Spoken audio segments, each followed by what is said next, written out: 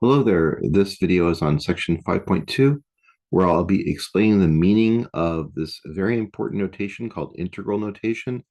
And then I'm going to estimate the value of this thing by using table graph and geometry. So first of all, let's explain what this notation is. So this notation, the way it's written like this is very common. I'm going to write it out a little bit more expanded. So it's this sort of SE thing.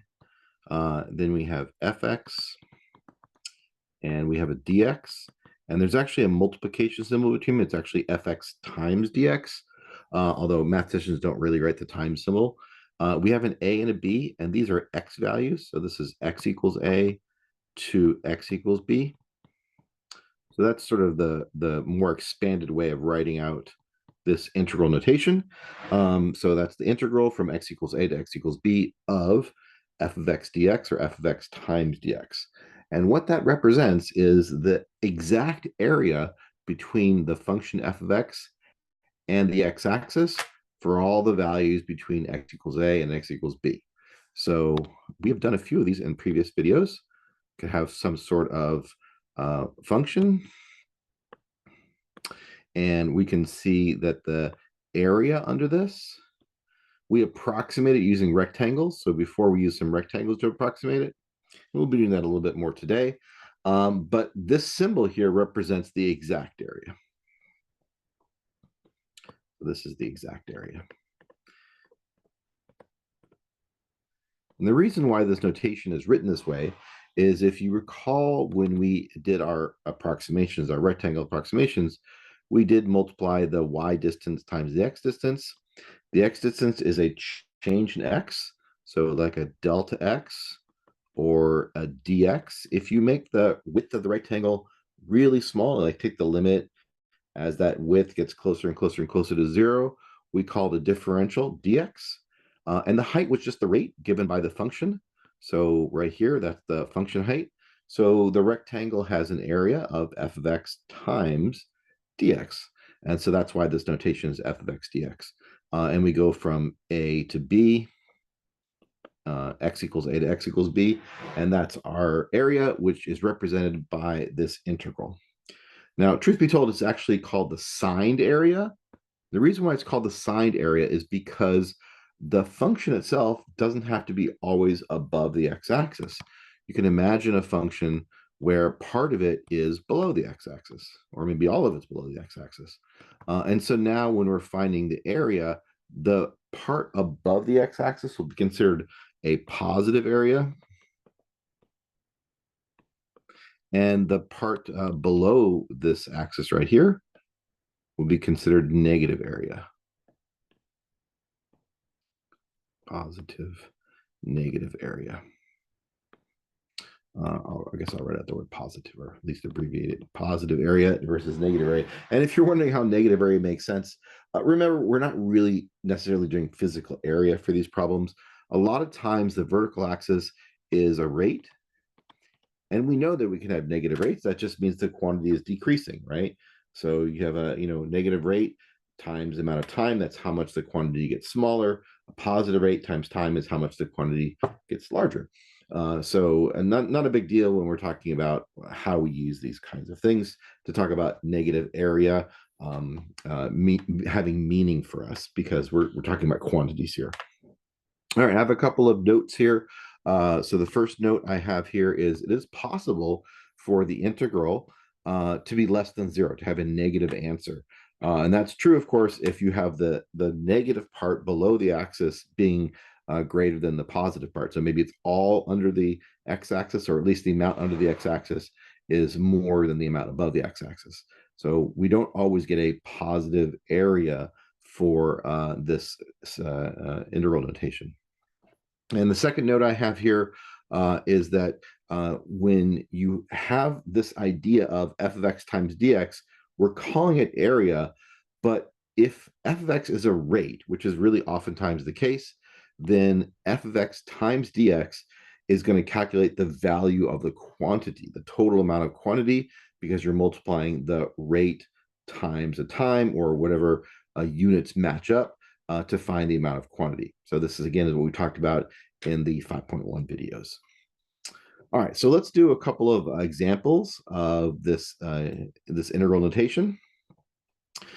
So first one, I'm going to have us calculate, given a graph. We're going to do graph, table, and some geometry stuff as well.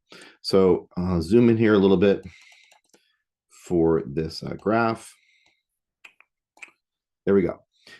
This bendy thing is a function. So the graph of the function is shown below. So this function doesn't really have an equation necessarily that we know of, but it has this sort of shape. It goes down and over and back up.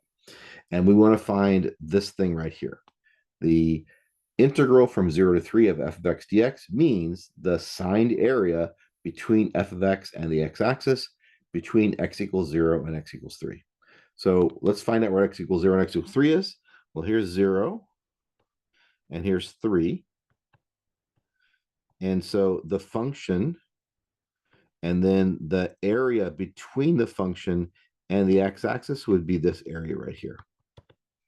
So the integral from x equals 0 to x equals 3 of our function times our width is going to be represented by the exact area of that shape, that triangle. And we know the area of a triangle is 1/2 times base times height. And in this case, the base is the bottom, which is a length of 0 to 3. So the area is 1/2 times 3, because that distance in the horizontal direction is 3. And then the height has to be perpendicular to the base. So the height is right here. And it looks like it goes all the way to 6. So from 0 to 6 is a distance of 6. And 1/2 times 3 times 6, well, that's just 9. So we would write this integral is equal to 9. So the exact area from 0 to 3 of f of x dx is equal to 9. All right, we're also supposed to find this thing. Oops, let me change color. We're supposed to find this thing right here. And again, that's an exact area. I'm going to be writing the x equals parts. You don't have to write them if you don't want to. We are going to do some more complicated integrals in this class. And you may be happy that you're writing the x's when we get to the more complicated ones, because we start changing variables around and stuff like that. But you get to do you. I'm going to write the x's there just to remind me what variable we're dealing with. All right, so this integral goes from 2 to 8. So here is the 2, and here is the 8. Right there, that's the 8. And so we're looking for the signed area between 2 and 8. That's the area between the function and the x-axis. So from 2 to 3, it appears to be above the x-axis, which will have a positive area. And from 3 to 8, it appears to be having all below the axis. So I'm going to split it up into 2 parts. So this is going to have a negative area, and that's going to have a positive area. And you'll actually see this quite often. You'll see people actually really physically write the division into 2 parts. I'm going to be finding the area from 2 to 3, because that's the positive part. And then I'm going to be adding in the part from 3 to 9. That would be the negative part. That's just going to make things a little easier to separate it into different parts. So this, although we haven't really introduced sort of the algebra of integrals, hopefully this kind of makes sense. We're just talking about area. Take the area from 2 to 3, add it to the area from 3 to 8. That's the total area from 2 to 8. That's all we're saying there. We're just adding the 2 areas together. And once again, we're going to use some geometry. So this first little triangle here, if I make it a little bit bigger for folks to see, the distance along the x-axis, it just goes from 2 to 3. So that's a distance of 1. The vertical axis goes from 0 to 2. And if we do the area, which is 1/2 times base times height, we get an area of 1. So we get 1 plus, and we get our second area. Now the second area is a trapezoid. So you may be familiar with the area formula for a trapezoid, and if not, you can certainly break your trapezoid into 2 pieces, a rectangle and a triangle. So you can figure out the area of the rectangle, figure out the area of the triangle, and add them together. I'll make it a little bit bigger over here, so again, folks can see it a little bit easier.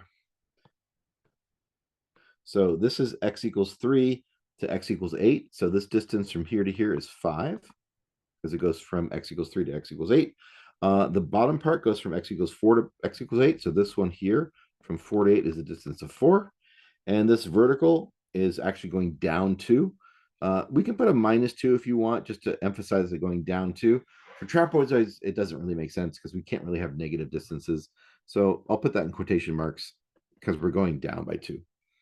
All right, and the area of the trapezoid, if you want to know, area trapezoid is the average of the bases. So 1/2 of B1 plus B2, or maybe I'll write that in traditional average way, B1 plus B2 divided by 2. It's the average of the bases times the height. So in this case, we have one base is 5, the other base is 4. So I take the average of 2 bases, and the height is 2. And remember, it's going to have a negative area. So you might want to think of it as times -2 because it is an area underneath the x-axis, and we're using side areas. So 5 times 4 over 2 is 10 times 2 is 20. So we get a 20 here, but it's going to be a negative.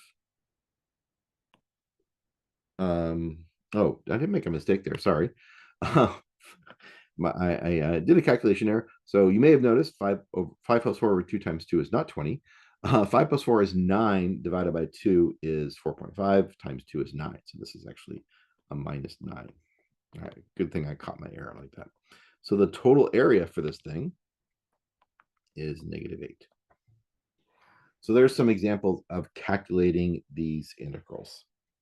We use some geometry and breaking it up little pieces. And that's kind of how you start off with this. We are going to get much more sophisticated methods of finding these areas.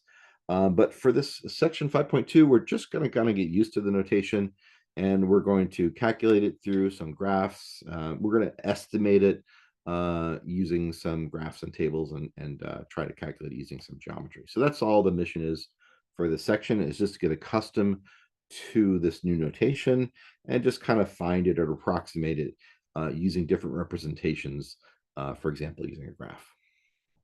All right, I'll do 2 more problems. So I'm going to flip to this next page on my lecture notes and zoom in a little bit. And our example here, we're given an equation, fx equals 2x plus 3, and we're supposed to find the integral from 1 to 4 of 2x plus 3. It says first graph it, so I can use Desmos to graph it, although I do know what this graph is. This is just a linear equation, mx plus b, right, 2x plus 3. So I know it has a y-intercept of 3. It has a rise of 2 and a run of 1. It has a slope or a derivative of 2 over 1. So I can just go up 2 and over 1, and that would give me the rate, the slope, the derivative. And I know it's constant. It's always 2 over 1. So that will create a straight line with that. So what are we looking for? We're looking for this thing. And remember that the 1 and the 4 are x values. So we really need to focus on our graph from x equals 1 to x equals 4. So 2x plus 3 times dx. So I got the 1 going. I need to go all the way to 4. So I need to find the y value at 4. Well, I can find the y value at 4 because I know the equation. I can just find f of 4. That's 2 times 4 plus 3, which is 11. So it's a little bit off my my axis here because I didn't really plan well ahead. But up here somewhere is 11, and that's where the value of 4 will be. I'll just extend my line a little bit and pretend that that's 4, 11, although it's a little bit maybe not in scale. So this is the end of my domain of where I'm looking for the area, and the beginning is 1. So there's 1 to 4. And so if I can find this area, then I can find this integral, right? So again, we're trying to get you to match up the idea that this notation here with the 1 and the 4 and the 2x plus 3 and the dx and all the stuff there, that whole package represents the area between the function and the x-axis. And this is signed area, so it's possible parts or all of it are negative. So all you have to do is just figure out this area here. Again, it's a trapezoid. So if you haven't found areas of trapezoids before, again, you could just break this up into 2 pieces. You can break this up into, for example, like this, a rectangle and a triangle, and find the area that way. Or you can use the formula that I introduced in the last problem and find the area of the trapezoid. Why don't you try that and pause the video, and then I'll write up my answer. I'll do it on real time. So pause now. Okay, welcome back. And I'm going to find the area of this thing. So the area of the trapezoid is just the average of the bases times the height. And so the bases are the ones that are parallel. So this particular problem, the first base is this way, and the second base is this way. In a trapezoid, you have like two sides that are parallel, and the others can do whatever they want to do. So those two vertical things are the bases because those are the ones that are parallel. So I just have to find out their distances, their lengths. So what do I got here? We'll call this base 1. It goes from 1, oh no, it goes from 0 up to here. I'd have to find out the value of the function at 1. So f1 is equal to 2 times 1 plus 3, which is 5. So the first base has a height of 5. Second base, we know has a height of 11 because it starts here and goes all the way to the end, which we said is 11. So 5 plus 11 over 2. And then the height would be the perpendicular distance between our two bases. So here's our two bases vertically. That means our height has to be horizontally, like this right here. And from 1 to 4 has a distance of 3. So it's going to be the average of the bases times the height, or 5 plus 11 over 2 times 3. So now if I can successfully do some arithmetic, I will find out the value of this integral. Let's see, 5 plus 11 is 16, divided by 2 is 8. 8 times 3 is 24. So assuming that I didn't make any mistakes, we would say the integral from x equals 1 to x equals 4 of 2x plus 3 times dx, that area is equal to 24. Okay, last problem, I'm going to be approximating this integral. And we've actually already approximated the area between a function and the graph. That was actually what we did in 5.1. So in this section of 5.2, you'll be also asked to approximate the value of this integral. And if you remember, it just represents area.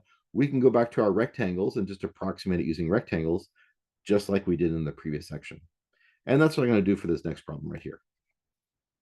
So we're trying to approximate this integral, which, as you might remember now, is just the area between the function and the x-axis from x equals 0 to x equals 10.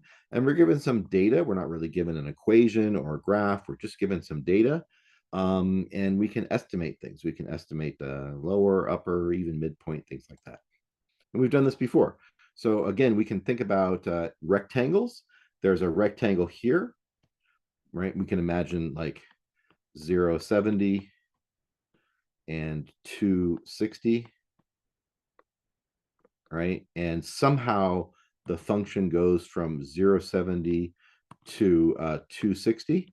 And it doesn't have to go, whoops, I guess 60 should be on the axis, not over there. Sorry. So 260 is a dot. And it could go straight or it could do a curvy thing. We're only going to be able to approximate it because we don't really know exactly how it gets from one point to the other.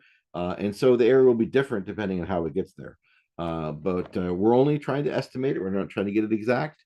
So we can take either an upper estimate or a lower estimate or a midpoint estimate.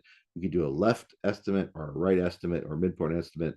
All those are valid things you can do. So each time we're going to be doing a rectangle. So from 0 to 2, we have either the left-hand endpoint, which is going to be an upper estimate. That's going to be the rectangle using 70 as our height. Or you can use the rectangle with 60 as your height. That would be a lower estimate or a right estimate because we're using the right-hand endpoint to get our approximation.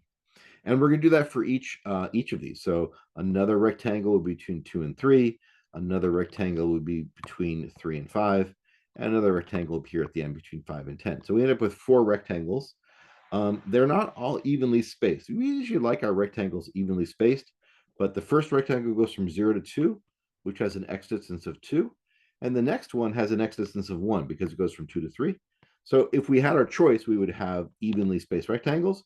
But we don't have our choice this time because they don't give us any more data. They don't tell us what happens at other numbers. So we can only do the best we can. So kind of keep that in mind that, we have some ideals of what we'd like to do to get a good estimate, but sometimes we don't have the ability because we're not given enough information to get that estimate you want. All right, so let's do our lower, upper, etc. So we'll do a lower estimate. Lower estimate means we're going to take the smaller number for each of our intervals.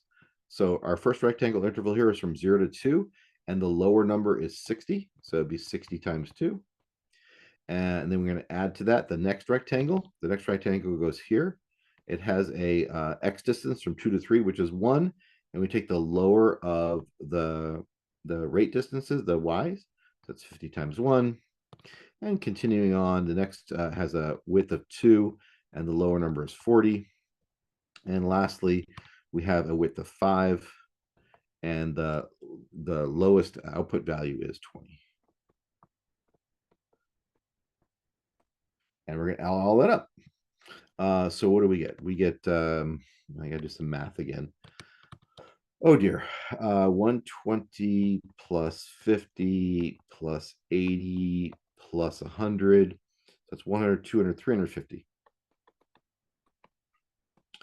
All right. So this problem tells us that we have a lower estimate of 350 for this integral. This integral, of course, being the area between the function and the x-axis. And we're only estimating it, right? We get an estimate of 350. But I want you to think about 350 watts. It's not like square feet. And to know, we have to look at the information that was given. And the information is that the input x-axis is measured in time, in minutes, and the output, the y, is measured in cubic feet per minute. So what is going to be the units on the 350? Well, to figure that out, we can think about when we do these calculations, like 60 times 2. 60 was the y value, so that's 60 cubic feet per minute. That's the 60. And the 2 is the input value, the x value, and that's minutes. So if you kind of think about what the units are for the two different variables, the f of x and the dx, you can see that we have cubic feet per minute times minutes. The minutes are going to divide out. And so 60 times 2 is 120 cubic feet. So this 120 is not just 120, it's 120 cubic feet. And by that exact same logic, the 50 times the 1 is 50 cubic feet per minute times 1 minute. So the 50 is going to be cubic feet. All of these measurements are in cubic feet. If I had 120 cubic feet plus 50 cubic feet plus 80 cubic feet, etc., I get 350 cubic feet. So the answer to this one is 350, but more specifically 350 cubic feet. And there's another example of an area actually not representing area, it's measuring cubic feet. It's measuring this volume, this quantity of volume for this problem. All right, and so we'll just finish off by doing the other, the upper and the midpoint. So for the upper, we're going to be in the same calculation, but we're going to be using the higher of the two numbers. So in this first rectangle here, it goes from x equals 0 to x equals 2. The higher number is 70, so the upper number is 70. So it'll be 70 times 2. And the next interval, we have the bigger number, 60 times 1. You can double check that I'm doing this. Next, we have the higher number is 50, and that's an x interval of 2. And lastly, the higher number is 40. And our interval length is 5. From 5 to 10 is 5. And so we get some numbers here, 140 and 60 and 100 and 200. So that's 2, 3, 4, 500.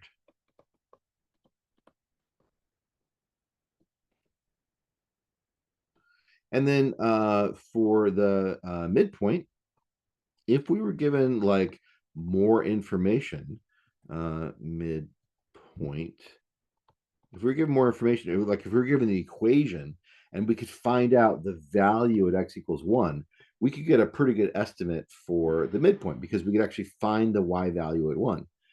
Maybe it's the average between 70 and 60. I mean, between 70 and 60, the average is 65. So we're going to guess that it's somewhere around 65 at x equals 1. We don't really know that because we aren't given that information, but that's our estimate, right? It starts at 70, goes to 60, probably somewhere in the middle at 65, right? So that's kind of our estimate, the best we can do. And that would be the midpoint. Mind you, if I had the equation or some more information, I could get a much better approximation using that additional information, but I have what I have. So the midpoint between 70 and 60 is 65. That interval is length 2. The next one here, this red box here between 60 and 50 has an average of 55, and that's a width of 1. And then between 50 and 40 is an average of 45, and that's a width of 2. Notice I'm not really doing the number in between. I'm still doing the width from 3 to 5, that interval, which is an interval length 2. The y value is between 50 and 40, so on average, it's about 45. And lastly, in this last rectangle, we have 40 and 20 as our like peak and our highest and lowest of the y values. So in between might be something like 30, and that's over a distance of 5. So that's an interval length of 5 and an average value of around 30. So we would do 30 times 5. And now we just do some arithmetic, and that will give us the estimate for the area using the midpoints. So 130, 55, 90, and 150. Oh, I really don't want to do arithmetic. Let's see. 130 plus 55 is 85, 275, 375, 425 is what I think is the right answer. You can correct me if I made a mistake. And it's still cubic feet. We're still multiplying the x and the y together. So we're still multiplying cubic feet per minute times minutes. All right, well, those are my examples for what this notation represents, this integral notation, and how to calculate it or approximate it in some very simple situations. This is going to turn into something a little more substantial with a bunch of formulas and other kinds of things. We are right now just getting the hang of all the notation and the words and what's going on here. So please remember that this notation right here represents the signed area between the function and the x-axis from whatever x interval values it was given. All right, so hopefully, let me zoom out a little bit here. Hopefully this video was helpful for you, and please reach out if you have any questions or need help with anything at all. I hope you have a very nice day.